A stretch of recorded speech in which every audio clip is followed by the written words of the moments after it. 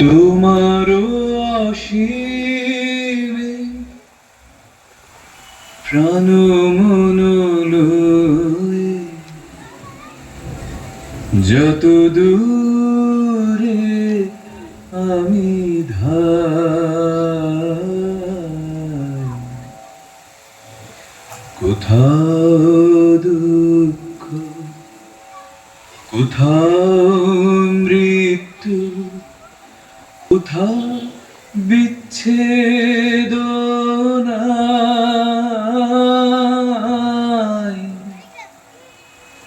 তোমার অসীমে প্রাণ মন লয়ে যত দূর আমি সেই কবে জেনে গেছো আলো, কত নদী বদলেছে গতি, কত জনপদ উঠেছে গড়ে, অবয়বের ভেতরের মানুষগুলো সময় প্রবাহে বদলে গিয়েছে দ্রুত।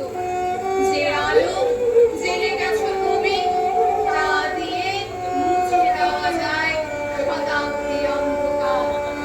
তোমার সৃষ্টিকে ধারণ করে শুরু হোক বিশ্ব মানবের নতুন পথ চলা। উত্তরণের দুটিতে ঝলসে উঠুক অমৃতের আলোর সন্তান। নমস্কার। আজকে এই রবীন্দ্র নজরুল সন্ধ্যায় সামনে উপবিষ্ট সকল ব্যক্তিবর্গকে যথাযোগ্য স্থানে জানাই শুভেচ্ছা, প্রণাম ও ভালোবাসা, এবং মুক্তিপাড়া ইউনিটের সকল সদস্যদের জানাই আমাদের শ্রুতি সৃজনের পক্ষ থেকে অনেক অনেক ভালোবাসা ও অসংখ্য ধন্যবাদ।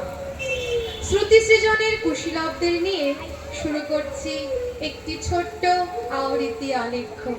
ভুল ত্রুটি ক্ষমা সুন্দর মনে মার্জনীয়।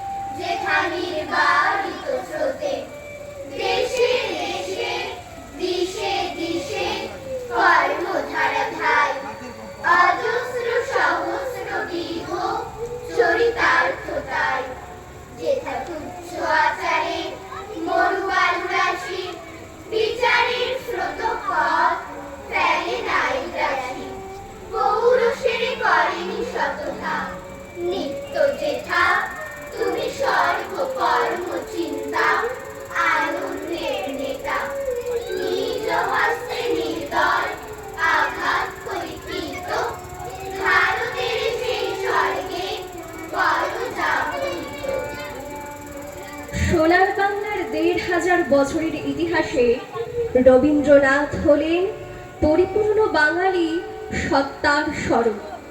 বাংলা ভাষাভাষী পাঠকদের প্রিয় কবি বিশ্বকবি রবি ঠাকুর। কবিগুরু রবীন্দ্রনাথ ঠাকুর সাহিত্যের সকল শাখায় পদচারণা করেছেন সগৌরবে। যখন যেখানে হাত দিয়েছেন তা হয়েছে সরস উর্বর বৈচিত্র্যময়। রবীন্দ্রনাথ ছিলেন সভ্যতা, সংস্কৃতি, কৃষ্টি, কালচার, মাটি ও মাঠের কবি।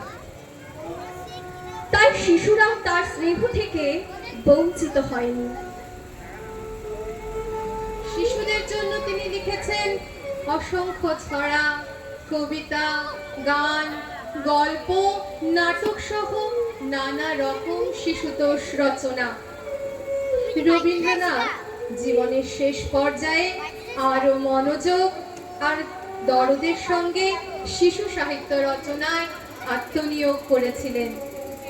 শিশু শিশু ভোলানাথ, খাপছাড়া, ছড়া ও ছবি, সহজ পাঠ ইত্যাদি নানা অসংখ্য ছড়া ও কবিতা গ্রন্থ তিনি শিশুদের জন্য রচনা করেছেন।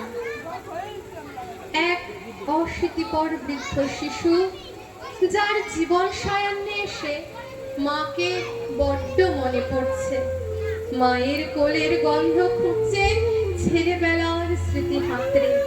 কতটা অসহায়ত্ব আর আরতি নিয়ে এই কবিতাটি কবিগুরু লিখেছেন তা ভাবলে চোখে জল আসে। মাকে আমার পরে না মনে, শুধু যখন খেলতে গিয়ে হঠাৎ অকারণে একটা কিশোর গুলগুলিয়ে কানে আমার বাজে। মায়ের কথা মিলায় যেন আমার খেলার মাঝে। মা বুঝি গান গাইতো আমার বন্যা ঠেলে ঠেলে। মা গিয়েছে যেতে যেতে গানটি গেছে ফেলে। মাকে আমার পরে না মনে, শুধু যখন আশ্বিনেতে ভোরে শিউলি পানে শিশির ভেজা হাওয়াতে ফুলের গন্ধ আসে। তখন কেন মায়ের কথা আমার মনে ভাসে। তবে বুঝি আনতো মাসে ফুলের সাজি পরে। পুজোর গন্ধ আসে যে তাই মায়ের গন্ধ হয়ে। মাকে আমার পরে না মনে, শুধু যখন বসে গিয়ে শোবার ঘরের কোণে জানলা থেকে তাকাই দূরে নীল আকাশের দিকে। মনে হয় মা আমার পানে চাইছে অনিমিষে। ফুলের পরে ধরে কবে দেখতো আমায় চেয়ে। সেই চাউনি রেখে গেছে সারা আকাশ ছেয়ে। সেই চাউনি রেখে গেছে সারা আকাশ ছেয়ে। রবীন্দ্রনাথ পৃথিবীর কবি, নেই তাতে সংশয়। নজরুল নিয়ে তবে কেন আজও এত বিভ্রম হয়? কেউ বলে তিনি এপারের কবি, ওপারের বলে কেউ।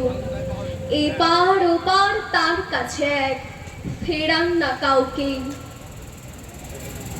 নজরুল ছিলেন রবীন্দ্রনাথের পর প্রথম মৌলিক কবি।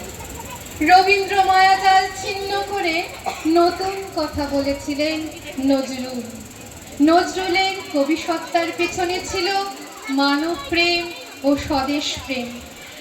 নজরুল একের পর এক কালজয়ী কাব্যগ্রন্থ রচনা করেছেন। তার লেখা একটি বিখ্যাত কাব্যগ্রন্থ অগ্নিবীণা। এই অগ্নিবীণা কাব্যগ্রন্থে একটি বিখ্যাত কবিতা এখন আমরা উপভোগ করব। কোন ঘর ছাড়া বিভাগীর বাঁশি শুনে উঠেছিলে জাগি। ওগো ছিল বৈরাগী, দাঁড়ালে ধুলায় তব কাঞ্চন কমল কানন ত্যাগী। ওগো ছিল বৈরাগী, ছিলে ঘুমো ঘোরে রাজার দুলাল। চাইলে না কেসে পথের কাঙাল, ফেরে পথে পথে ক্ষুধাতুর সাথে ক্ষুধার অর্থ মাগি। তুমি সুধার দেবতা, ক্ষুধা ক্ষুধা বলে কাঁদিয়া উঠিলে জাগি। ওগো চির বৈরাগী, আমি তোমার নীলে বেদনা বৈদিক রঙে রেঙে। মোহকুম করে উঠিল শিহরি চমকিয়া ঘুম ভেঙে। জাগিয়া প্রভাতে ফেরে তুলবাসী, রাজা দাঁড়ি দাঁড়ি ফেরে উপবাসী। সোনার রঙ্গ পথের ধুলাল, বেদনার দাগে দাগি। কি গো নারায়ণ রাগরূপে এলে নিখিল বেদনা ভাগি। ওগো চির বৈরাগী, দেহি ভবতি ভিক্ষাং তোরি।